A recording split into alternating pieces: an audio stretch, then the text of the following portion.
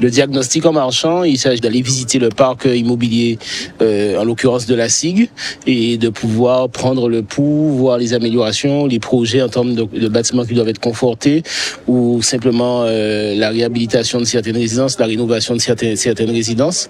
Et c'est vrai que c'est une relation de confiance à établir entre le bailleur, les locataires qui sont des administrés et l'administration communale, le maire et son équipe aussi. Aujourd'hui, environ 8 résidences et c'est avec beaucoup de plaisir qu'on échange. Que le bailleur, en l'occurrence M. Bajard, en tant que directeur, côtoie aussi, voit ces jeunes et ces moins jeunes et comprennent le pouls de ces résidences, vraiment. On se rend jamais mieux compte des choses que lorsqu'on est sur le terrain. Ça permet de partager les problématiques avec les habitants, ça permet d'entendre les préoccupations du maire, ça permet au maire aussi d'entendre nos préoccupations en matière de sécurité et de tranquillité.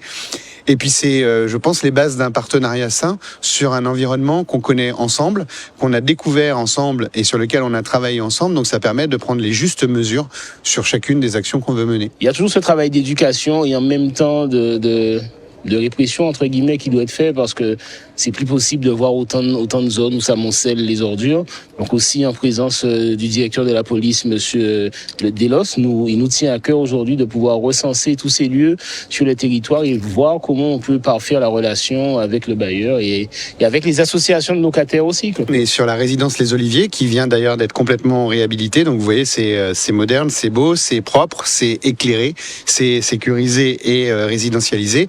Et on a une partie de nos premiers gardiens qui ont été installés sur cette résidence justement pour améliorer le quotidien des habitants, être en interaction avec eux et puis pouvoir remonter rapidement les problèmes qu'on rencontre en matière de sécurité pour pouvoir les traiter collectivement. Un tampon entre les locataires, le bailleur qui le représente et nous, ville, exécutif communal. Donc je crois que c'est important d'avoir ces personnes ressources qui, elles, sont déjà les premiers contacts, les premiers tampons dans la résidence, qui ont ce travail de proximité, quelque part de médiation forcée avec les locataires, avec les jeunes, et nous on prend le relais tout naturellement après. Le bailleur a le devoir de garantir la tranquillité résidentielle sur les résidences dont il est le propriétaire. En revanche, il n'a pas le pouvoir de police. Donc c'est forcément un travail de coordination et de cohérence entre les forces de police de la collectivité, les forces de police nationale ou de gendarmerie, selon qu'on est à Bémao, ce sera la gendarmerie, selon qu'on est sur d'autres territoires de Cap Excellence, ce sera la police.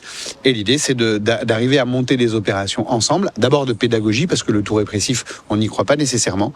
De pédagogie pour échanger avec justement les gens qui troublent la quiétude de leurs voisins et pouvoir mettre en place des dispositions qui permettent de mieux vivre ensemble. La vidéosurveillance, en l'occurrence, c'est même pas tant sur les problèmes de sécurité, mais les problèmes d'insalubrité, les dépôts sauvages, vraiment la notion de civisme.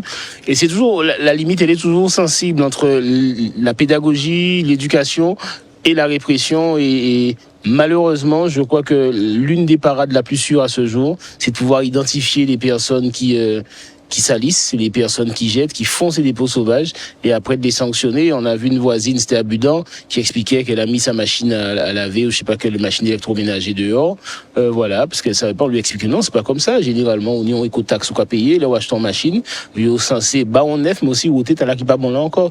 Et il y a trop de mauvaises habitudes, je pense que l'on doit pouvoir déconstruire afin de donner la bonne méthode, la bonne discipline, la bonne feuille de route, j'ai envie de dire.